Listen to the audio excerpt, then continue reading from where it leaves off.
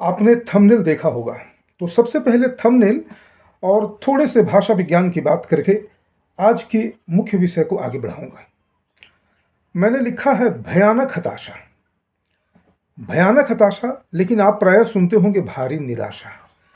भारी निराशा एक प्रचलन वाला जिसे कह सकते हैं पद्यांश है, और मैंने कहा भयानक हताशा, क्योंकि बंगाल में भारी निराशा शब्द का कोई मतलब नहीं है।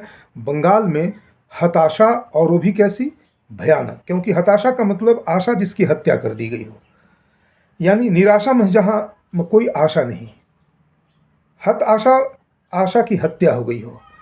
अब आते हैं आज के विषय वस्तु पर।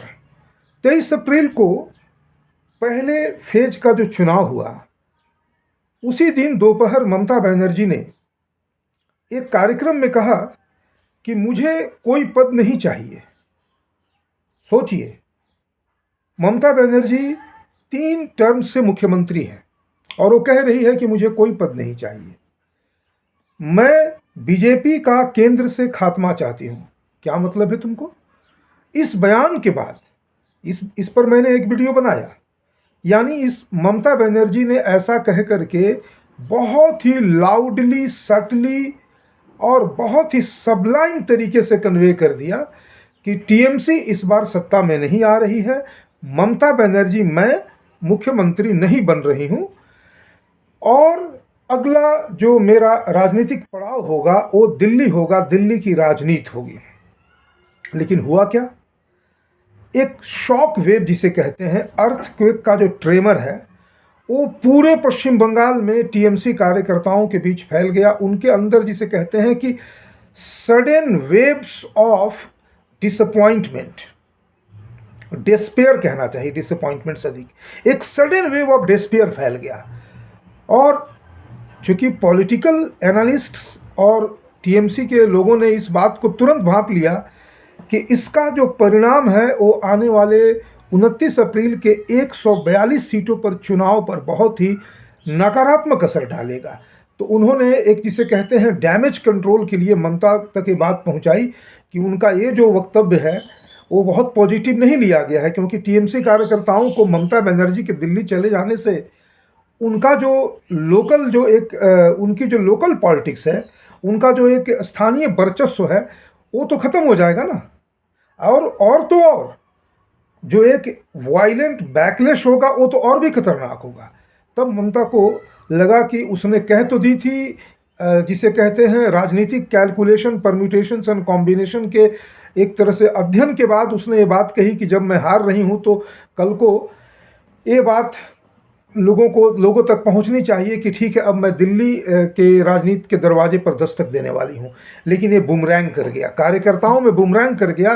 तब फिर दूसरे दिन यानी कल कहना पड़ा ममता बनर्जी को कि मैं बंगाल में मैंने जन्म लिया है और बंगाल की ही भूमि पर, बंगाल की ही धरती पर मरूंगी। लेकिन तब तक में तो डैमेज हो चुका था, क्योंकि अब जो 25 से लेकर के 28 तक का समय है, 28 अप्रैल तक का, इस बीच में कितना भी डैमेज कंट्रोल कर ले, ये बात टीएमसी कार्यकर्ताओं के बीच में चली गई है। और सबसे खतरनाक बात यह है कि इस चीज़ का लाभ उठा करके जो बीजेपी समर्थक है वो दुगने उत्साह से काम कर रहे हैं। और इस बीच में मैंने टीएमसी के कुछ सूत्रों से संपर्क साधा। सूत्रों से मैं जो मुख्य रूप से वे लोग थे जो पत्रकारिता में टीएमसी कवर करते रहे हैं, वहाँ वो ग्राउंड पे नज़र रखे हुए हैं। तो उन लोगों का कहना था कि ये ममता ने दरअसल इसको, हालांकि बहुत अखबारों ने, बहुत मीडिया हाउस ने बहुत बढ़ चढ़ करके इसको ओवर प्ले नहीं किया, फिर भी बात जहां जानी होती है सोशल मीडिया और अन्य माध्यमों से वो पहुंच करके ही रहती है। और परिणाम ये निकला कि जो डैमेज जिसकी कल्पना भी नहीं की थी ममता ने, वो डैमेज हो चुका था। अब बस वो डैमेज कंट्रोल में लगे हुए हैं लोग। और जहां तक ममता के दिल्ली आने का प्रश्न है, तो दिल्ली में अगर कहा जाए तो दिल्ली में ममता को सबसे बड़ा कोई अगर टक्कर दे सकता है, दिल्ली में एक छत्र राज राहुल गांधी का है। और आप जरा याद करें कि विपक्ष में जब तक कोई क्लाउन टाइप का आदमी नहीं होता है, कभी कभी वो सत्ता पक्ष में भी होते हैं, जैसे लालू यादव, ऐसे तो एक नंबर का वो चोर चुट्टा आदमी था, देशद्रोही था वो तो एक अलग है, भारत विरोधी है वो तो एक अलग बात है, लेकिन मतलब उन सबों के साथ साथ जिसे कहते हैं ना कि भाई इसके पास बहुत सारी डिग्रियां हैं, लेकिन इसके पास एक और एडिशनल डिग्री भी है। तो लालू जब तक केंद्र में था तो एक क्लाउन, एक जिसके कहते हैं ना मसखड़े टाइप का, वो हमेशा वो पार्लियामेंट में लोगों को हंसाया करता था। कभी ममता बनर्जी के विषय में कुछ बोल करके, कभी नीतीश जी के बारे में कभी बोल करके, भी अटल बिहारी वाजपेयी जी के बारे में कुछ बोल करके वो एक हास्य व्यंग करता था। आज वो जो पोस्ट है वो राहुल गांधी के पास है। ममता अगर सेंटर की राजनीति में आ भी जाती है, आना कोई बड़ी बात नहीं है, उसके लिए कोई उसका एक सांसद अपने सीट से इस्तीफा दे देगा, वो फिर बाई इलेक्शन में आ जाएगी, वो जो चाहे। कहने का मतलब इतना तो उसका वर्चस्व आज भी है, राज्यसभा तो है, आसानी से आ सकती है वो। लेकिन सवाल ये नहीं है कि वो दिल्ली आकर करेगी क्या। राज्यसभा का सदस्य होकर के एक बंगलो लेकर के, पूर्व मुख्यमंत्री का तमगा लेकर के और सिक्योरिटी के साथ वो दिल्ली की सड़कों पर जाकर के वो कोई मॉल मॉल जाकर मार्केटिंग तो करेगी नहीं। उसके लिए कलकत्ता ही कौन सा बुरा था। ममता की मजबूरी है कि बंगाल में रह करके अपोजिशन की भूमिका में ममता नहीं रह सकती है। जैसे अखिलेश आदित्य योगी आदित्यनाथ के आने के बाद वो विधानसभा से भाग गया, चला गया सेंटर में। हालांकि सेंटर में वो लाख कोशिश करने के बाद भी, तमाम मौके मिलने के बाद भी, वो जो वो मुलायम मुल्ले का दुछल्ला जो है अखिलेश, वो कभी अपनी जगह नहीं बना पाया। राहुल का एक छत्र राज है विपक्ष में, और वो राज इसलिए है क्योंकि वो बीजेपी का स्टार प्रचारक नंबर 1 है। राहुल की भूमिका देश को लेकर के चाहे जो भी हो, जो भी का क्या मतलब है, वो भारत विरोधी था, वो भारत विरोधी है, और कभी भी वो भारत के पक्ष में हो नहीं सकता है। और होने का अगर वो दावा करेगा तो एक अभिनय होगा, एक नाटक होगा। ममता भी भारत विरोध में राहुल से एक कदम पीछे भी नहीं है, एक भी कदम पीछे नहीं है। लेकिन अब सवाल, हम जब बात करते हैं राजनीतिक समीकरणों की, तो ममता ने कह दिया कि मैं दिल्ली जा रही हूँ। देखिए, बहुत वो एक तरह से कह ले, कलकत्ता सुभाष बाबू ने, नेताजी ने कहा था ना, दिल्ली चलो दिल्ली चलो। जब उन्होंने कहा था तो उनके लिए वो अपनी राजनीति नहीं थी, वो मातृभूमि की सेवा थी। वो अंग्रेजों से, और अंग्रेजों के जो पिट्ठू थे गांधी और नेहरू, उनसे निजात दिलाने के लिए सुभाष चंद्र बोस ने कहा था दिल्ली चलो। और वो दिल्ली मार्च बहुत सफल एक आंदोलन के रूप में उभरा, और अंततः भले वो सफल नहीं हो सके सुभाष बाबू, क्योंकि उनको ना तो भारत आने दिया गया, उन्हें अपने मौत का एक झूठा अभिनय करना पड़ा, और फिर एक अंधकार में गुम होकर के बाकी की ज़िंदगी एक गुमनाम से गुमनाम रह गया। आज भी हम केवल स्पेकुलेट करते हैं, कुछ समझ नहीं पाते हैं। तो अगर कोई सोच रहा हो कि दिल्ली चलो नारे को हम बार बार रेप्लिकेट कर लेंगे, तो ममता ने ऐसे तो नहीं कहा टीएमसी कार्यकर्ताओं को कि तुम दिल्ली चलो, उसने तो कहा मैं दिल्ली जाऊंगी। दिल्ली जाओगी, क्यों जाओगी? तुम तो चुनाव लड़ रही हो, तुम तो दावे ठोक रही हो कि मैं जीत रही हूं।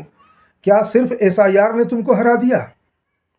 और अब अगर तुमने कह दिया है, और ठीक है, थोड़ा अगर कुछ नेता होते हैं ना जो जिसे कहते हैं कि जिनके अंदर बहुत इम्पेशेंट होते हैं, उन्हीं में से एक ममता है, जिनके पास मोदी की तारीफ करनी होगी, मोदी के मन में जो कुछ भी है वो एकदम, जिसे कहते हैं ना कि वो त्वरित टिप्पणी कभी नहीं करते। आज कुछ हुआ ममता के साथ, एक ऐसे लोग कभी कभी अगर अच्छे पाले में रहे तो बहुत अच्छा काम करते हैं। इन्हें बर्दाश्त नहीं होता है, जो मन में आया तुरंत कह देते हैं, और उसके रिपरकशंस को भी ध्यान नहीं रखते हैं। ममता अगर थोड़ी कैलकुलेटेड तरीके से काम करती तो जो कुछ भी डैमेज उसको लग रहा था फर्स्ट फेज ऑफ इलेक्शंस में 23 अप्रैल को, उसे वो कंट्रोल करने के लिए अपने 142 सीटों पर जोड़ लगा देती। और अगर पश्चिम बंगाल की ही राजनीति उसको करनी होती तो चलो ठीक है, इस बार नहीं तो अगली बार सही। लेकिन उसे पता है कि एक बार अगर ममता इस बार का चुनाव हार जाती है तो ताश के पत्ते की तरह जो टीएमसी का किला है वो भरभरा करके गिर जाएगा। क्योंकि उसके बाद जैसे वो भागम भाग मची है ना, आज देख लीजिए आपका क्या हो गया। केजरीवाल हार गया, भगवंत मान के अगली बार मुख्यमंत्री बनने के कोई दूर दूर तक कोई, जिसे कह सकते हैं ना कि किसी भी तरह का कोई उम्मीद दिखाई नहीं दे रही है, किसी तरह की आशा की किरण नहीं है। तो जितने दिनों तो क्या सत्ता का भोग करे। आज क्या हुआ, राघव चड्ढा के साथ 7 लोग जो हैं बीजेपी में चले गए। तो कल को टीएमसी के लोग कोई सिद्धांतवादी लोग तो है नहीं, कोई नैतिक मूल्यों के आधार पर तो शासन किया नहीं। राज्य के कोष का दोहन करना है, अपने लिए तमाम बड़ी बड़ी सुविधाएं इकट्ठी करनी है। जिस जिस व्यक्ति के जीवन, और चाहे भारत विरोध होता हो तो होता हो, चाहे मातृभूमि लजाती हो तो लजाती हो, लेकिन हमें तो अपनी सुविधा चाहिए, शासन चाहिए, सत्ता चाहिए। जिन राजनीतिज्ञों का ये लक्ष्य हो, उन्हें बीजेपी में जाने में कितनी देर लगेगी। और बीजेपी को तो अपने वॉशिंग मशीन का आकार इतना बड़ा कर लिया है कि कल को अगर 2/3 मेजोरिटी से टीएमसी के लोग उठ के चले आएंगे, तमाम संभावनाएं एकदम सामने दिख रही हैं। तो फिर तो बीजेपी के लोगों को, जिसे कहते हैं ना, उनका तो बल्ले बल्ले ही होने वाला है। और यही सब कुछ को देख करके ममता ने कहा कि मुझे कोई पद नहीं चाहिए, मैं दिल्ली जा रही हूं। लेकिन अभी क्यों कह दिया तुमने ममता? 29 तक थोड़ा अगर तुम पेशेंस रखती तो संभव था कि, लेकिन सवाल है कि ये कहते हैं ना कि मैं तो डूबूंगी सनम, तुम्हें भी लेकर डूबूंगी। ममता अगर सीएम नहीं तो फिर टीएमसी ही नहीं। कुछ इस कदर का स्टैंस था कि चलो अब अगर हम नहीं आ रहे हैं तो चलो अब टीएमसी का जितना कम सीट रहेगा उतना बेहतर रहेगा, तब हम बाउंस बैक कर पाएंगे। ये पॉलिटिकल लोगों का, और विशेष करके एक पार्टी नेता वालों का, ये बड़ा ज़बरदस्त तरीका होता है। तो अब सूत्रों के हवाले से मैंने बहुत सारे जिलों का हवाला तो नहीं लिया, लेकिन मोटा मोटी जो पार्टी मुख्यालय के इर्द गिर्द के जो टीएमसी कार्यकर्ता हैं उनके विषय में जो जानकारी मिली, वो सभी लोग पब्लिकली तो नहीं, लेकिन जिसको कहते हैं ना सीक्रेटली, पत्रकारों से, बाकी लोगों से बात करते हुए अपना अपना माथा पीट रहे थे कि ये ममता को क्या हो गया, इसने एक इस तरह का अनाउंसमेंट कर दिया। लेकिन चलिए, ममता बनर्जी और उनकी दिल्ली जाने की जो योजना और तैयारी है, वहाँ राहुल वर्सेस ममता का क्या सिनारियो बनने वाला है, इस पे हम आगे बात करेंगे। अभी तो मैं आपको सिर्फ इतना बता दूं कि ममता बनर्जी के जाने से एकदम सूत्रों के हवाले से और वहाँ के टीएमसी कार्यकर्ताओं में भयानक हताशा है। उनकी जो थोड़ी बहुत भी बची हुई आशा थी कि चलो विन बैक कर लेंगे, विपक्ष में ही रह करके हम फिर पार्टी के लिए काम करेंगे, इन सारी योजनाओं पे, सारी उनकी मंसूबाओं पे ममता के इस बयान ने तुषारपात कर दिया। इसीलिए मैंने कहा, भारी निराशा नहीं, भयानक हताशा। आज के लिए, अभी के लिए इस वीडियो के लिए इतना ही। बहुत बहुत धन्यवाद।